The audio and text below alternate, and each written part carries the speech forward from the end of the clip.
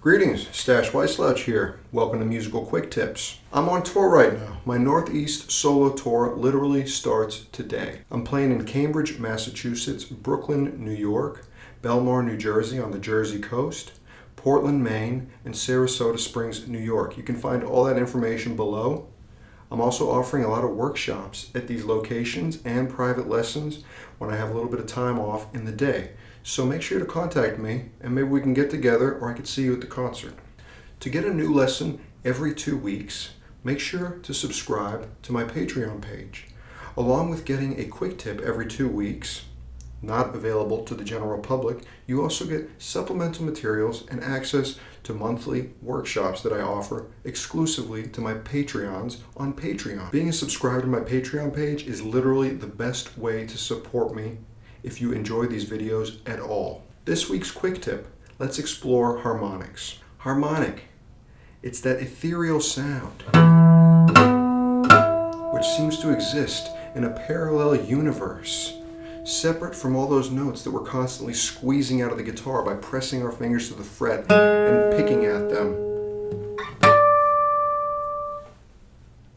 It's a great tone, it's a very different texture, and maybe it could be something that could offer some new, cool, creative choices for our composition and for our improvisation. So let's talk about how we can explore that and get the most out of our harmonic technique. Before I go on, there's a lot of great resources that really get into the nitty-grit of the mathematics behind these harmonics that we're going to talk about.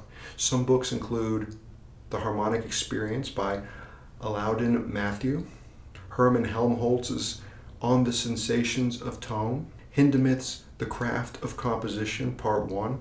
There's so much good stuff out there, and of course, I'm sure, infinite amount of YouTube videos on this information. So if you are mathematically inclined and like to understand the physics of what we're going to be talking about today, please explore those resources further. I'm going to be tuning my low E string down to a D. The reason I'm doing that is because it's easier to extract the harmonics out of a lower tuned string. So how do we get this harmonic sound that you heard at the beginning of this video?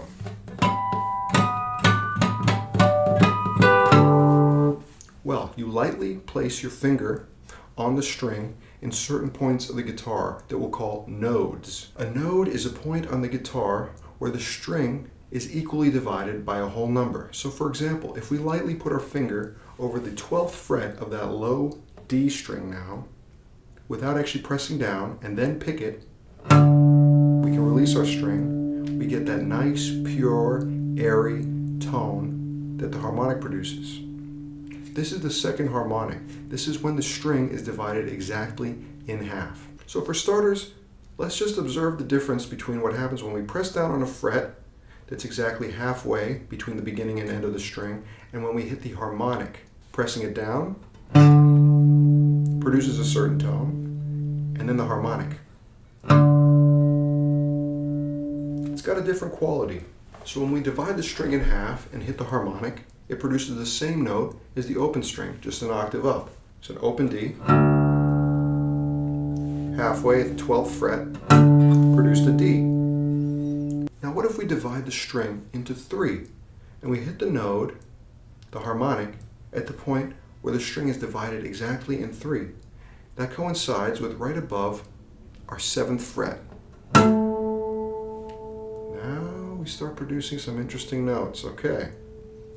This note produces a note that is a 5th above the open string that you are making the harmonic on. So for example, on this low D, we divide the string in thirds and play the harmonic at the 7th fret. We produce the note A. Don't believe me?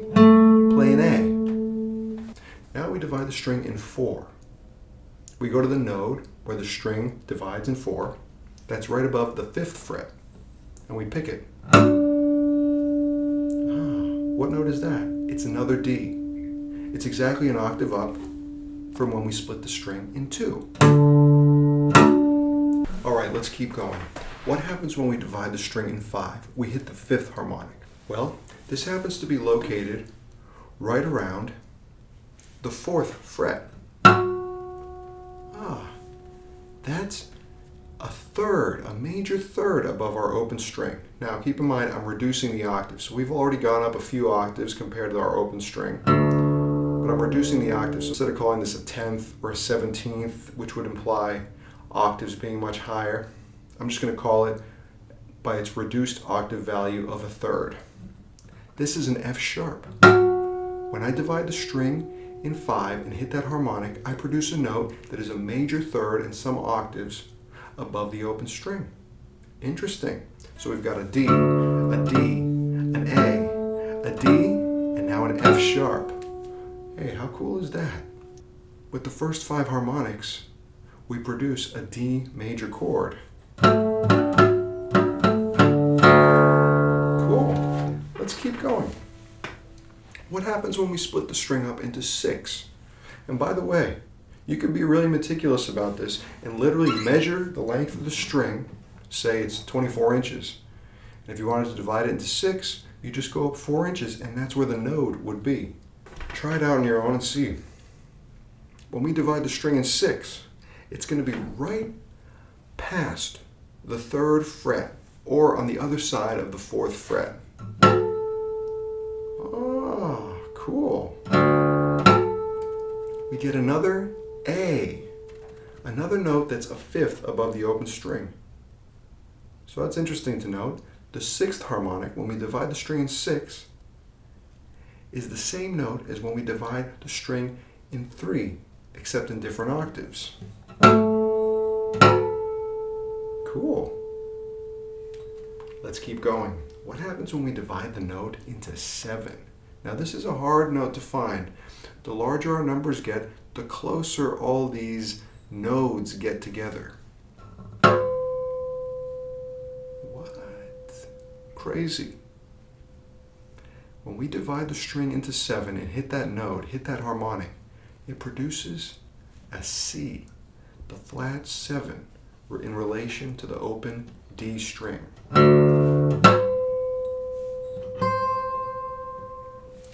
Now we'll make a note, when we're doing these harmonics, sometimes they'll be out of tune with our frets, for reasons I don't really feel like going into right now.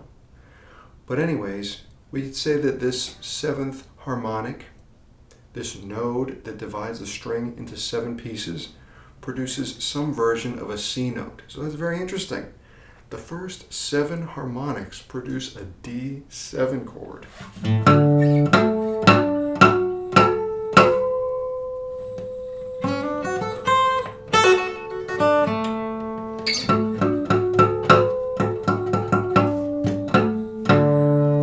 Cool. So we've got a D, an A, an F sharp, and now a C. How about the 8th harmonic? What happens when we split this string up into 8?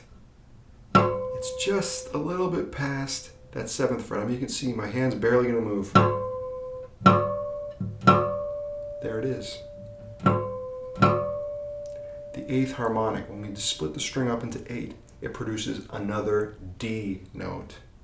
Cool. Now we go a little further. We split it into 9 pieces. The 9th harmonic.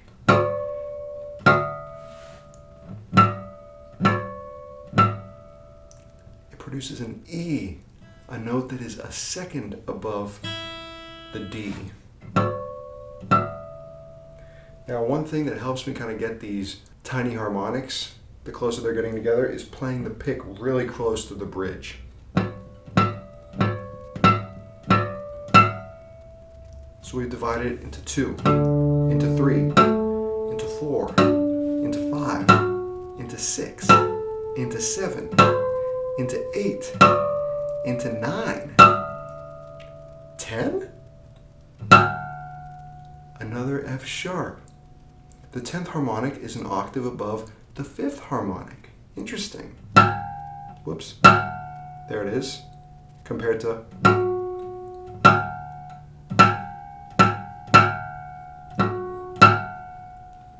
Alright, so we've divided the string all the way up to 10.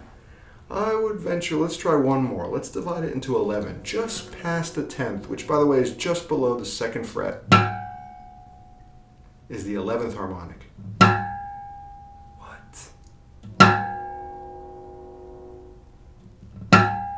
The 11th harmonic produces a note that is a sharp 4 away from the root. I'm playing the 11th harmonic,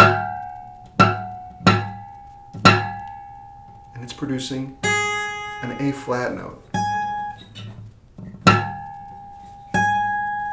Alright, that's about the limit of what I can do sort of accurately. 1 through 11. 1, 2, 3, 4, 5, 6, 7, 8, 9, 10, 11.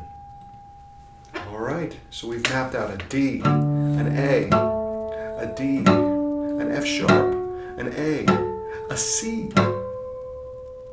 another D, an E, another F sharp, and then a G sharp. Cool. So, just this process of mapping out where all these notes are and kind of equating them to something that we already know on the fretboard is quite a long and arduous process. Just to get, the harmonics 6 through 11 to even sound is quite a challenge and requires a lot of exploration and patience. So even just operating with the first 5 or 6 harmonics, 1, 2, 3, 4, 5, 6, we can start experimenting. Let's take a tune like I'll Fly Away. You might hear it in the key of D as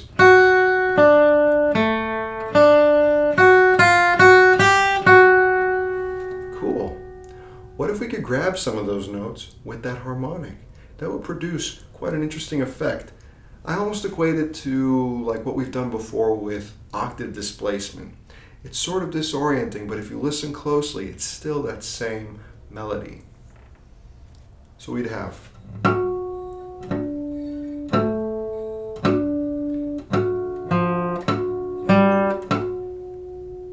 whoa, it's quite a different feeling than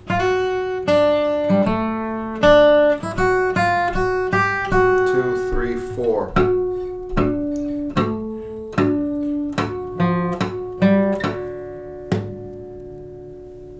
Cool. All right. So maybe you'll take a little melody, something you like. I suggest starting with something slow, maybe vocal, so you can just really let these harmonics ring out and take on their own shape. Start with just one string, like a nice low D string. See if you can just integrate it into something you already know really well on the frets. Even if you just put one of these harmonic notes into it, you can really change the character of a song. 3, 4.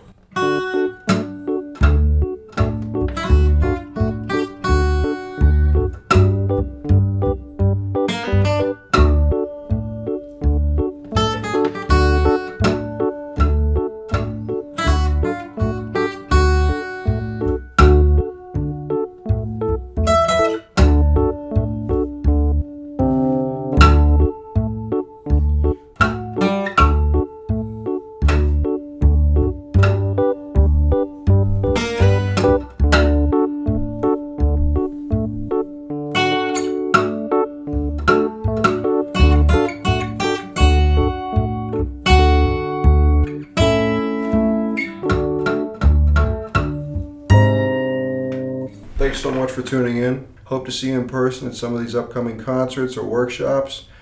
Private lessons, I'm still teaching them online, in person if you're in the Bay Area. Make sure to become a patron on my Patreon page, subscribe, get access to exclusive lessons.